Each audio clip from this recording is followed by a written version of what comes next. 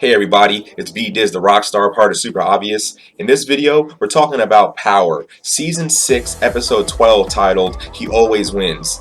Please like and share the video, comment below, and subscribe to the channel for more content. Let's go. Last week, when the show came back on, the episode was focused on Dre and everything going on around him during the time of Ghost being shot. This week it's Paz. In my opinion, this episode was definitely worth watching because before this episode, we never really seen a whole lot about Paz, so we don't really know about her in depth as a character, besides the fact that she's Angie's sister. The episode starts with Paz wandering around a hospital that's completely empty. There's like nobody there. She runs into Ghost, who is bloody, and tells her it's too late. Angie is dead. She keeps hitting him until she wakes up. She sees the news that Dre saw on Ghost running for lieutenant governor with Walsh, and this pisses her off. The focus of this episode is Paz, and she is super duper motivated on getting Ghost locked up or killed because she feels Angela being close to him is the reason she's dead. We learn that her father is medically not doing that great and doesn't even know her name because he calls her Angela, which is like, not her name because that's her sister's name. And her son Junior is a college student but not in college because they are waiting for Angela's pension money to come in, and it seems like it probably won't. Next, we see Warner with Mock, which we have not seen in a long ass time. Warner wants some info from Mock that he won't give him. Warner threatens to indict him because of his involvement with Teresi. Mock talks about Suarez and Teresi and how they both just happened to get killed before they were going to testify, and Warner literally goes down the list of all the people that were killed that were associated with Saxe. After that, Warner calls Mock a twat. Paz shows up at Tasha's crib and wants to do something to take out Ghost. Tasha tells her that she can't take Ghost down without it affecting her family, and Paz is frustrated and talks a bunch of shit, and Tasha tells her, "You can't stop Ghost. I've tried. He always wins." Paz goes back home and gets a gun from a box that's under her bed. There's also IDs and a bunch of money inside. We see the scene of Ghost walking, and now we learn that she is one of the people that were watching Ghost from previous episodes. There's also a quick moment when Ghost looks at Paz's car like he recognizes it. Paz gets out the car with the gun in her hand and acts like she's going to shoot him with 100 people around in broad day. An ambulance passes her and she kind of snaps out of it and gets back in the car. We go to the Department of Justice where Warner is fussing out the two guys at the security desk about Saxe, which is funny as shit. He's about to go upstairs where he hears Paz ask the guys at the front desk about Saxe, where Warner hears it and tells the guys to tell her that he doesn't work here anymore. Once Warner calms down a bit, he introduces himself to Paz and he explains how he is sorry on how Saxe botched the investigation on Angela's death. Paz shows up at Saxe's crib. He tells her that Angela's autopsy proves that Ghost didn't shoot Angie, which Paz doesn't believe. She talks about Saxe not arresting Ghost. He apologizes, says that he tried, he lost his job, and damn near broke the law to try to bust Ghost. She really isn't trying to hear that shit, and he tells her that they had Angie contained for being involved with Ghost's operation, and he feels responsible that she's dead. Paz goes home and updates Junior on what's been going on with Angie's pension. They go back and forth on how things are messed up in their lives, and Paz tells Junior she has an idea of what they can do, but it's not going to be good. We go to Warner, who was told by one of the guys from downstairs that Paz is here to see him, and that he said that whenever she needed him, that she would see him. And he replies, "But I didn't mean it." She tells Warner that she may have some info on Angie being involved in Ghost's organization. Warner tells her if any of this evidence is legit, Angie's pension, benefits, and reputation all goes away. We go to Angie's gravesite where her casket is being taken out the ground. Paz says that there is a phone that was left in the coffin and they find it. After going through the phone, they have some info and texting that looks like codes for a meeting. Evidence-wise, it's pretty much shit. Paz pitches the idea to Warner to wear a wire and feels that she can get Ghost to admit some crimes that he's involved in. His response feels like he is offended and the idea of Paz wants to do won't work. Paz gets prepped by Warner and tells her any specifics that she can get Ghost to confess to will be great to bringing down the organization. We go to Paz at Ghost Club Truth when we see the same scene that we had seen before when they talked, but it's in Paz's perspective and more in detail. After talking for a bit, Ghost is able to avoid admitting anything to Paz's questions that would get him in trouble. Warner tells Paz that they didn't get any evidence on Ghost, so the plan was a bust. Also, this whole thing kind of got worse because they got nothing from Ghost, and it's actually making Angie look bad. Junior was blowing up her phone while she was talking to Ghost and goes to the hospital. Her dad had an anxiety attack, and we learned that it's because Junior told her dad that Angie was dead. And Paz is really upset because she told him not to say that.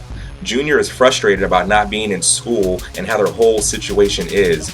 Junior says that sometimes the only way to deal with violence is with violence. Paz tries to check him and stop him from talking like that. She says she's going to the salon to get her check early to pay for her dad's hospital room. Paz goes back to Tasha's crib and apologizes for the things she said earlier. Tosh accepts her apology and feels where she's coming from. She tells Paz that Ghost has someone new that he is seeing, and it's Ramona, which is in the campaign. She also tells Paz that she is able to walk away from all this. Paz seems upset and storms off again.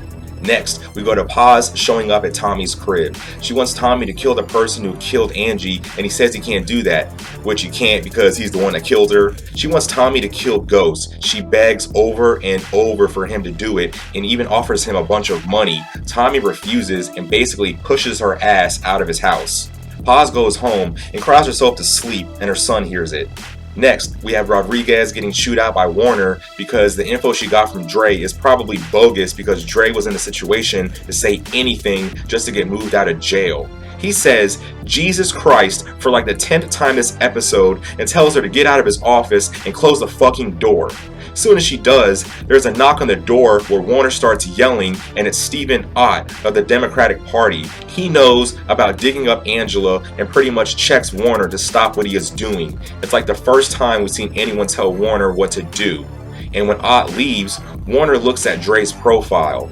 He then meets Judge Tapper at a spot and convinces him to let him continue his investigation on Ghost even though he was told not to. Paz wakes up from crying her ass to sleep and sees that her gun is gone. She calls Junior and his phone goes right to voicemail. She drives around for like a whole 5 seconds and finds him and takes the gun from him. Junior takes the gun back and wants to do whatever it is that he's about to do because he wants their lives back. Paz takes the gun back and tells him to go home, which he does. And this part had me in my feelings for a little bit. She goes to Truth and goes in the bathroom just to leave when it kind of looked like she was going to stay there until the club was closed to attack Ghost. On her way out, Ramona talks to her and tells her she heard her and Ghost talk earlier and it shows how great Ghost is. Paz gets mad and starts saying all this foul stuff about Ghost and what he's done, and Ramona's response defending him is kind of weird because Ramona is talking like a robot and doesn't show any kind of emotion, and Paz is at like 100. Ramona tells Paz that some people are just unstoppable. Paz goes around the club looking for Ghost. She finds him and pulls her gun out, literally smack dead center of the club. She starts recapping everything that everyone has been telling her, including Tasha, Tommy, her son, and Ramona. She snaps out of it and leaves, and Ghost looks like he kind of recognized her. Paz checks on her pops and tells him she could have shot Ghost, but she didn't, and she is sorry for not protecting Angela. Her dad calls her by her name, and Paz is shocked. He tells her that her name Paz means peace and gives her a bunch of credit of how strong she is. It's a very emotional moment because Paz breaks down when we've seen her angry and frustrated the whole episode.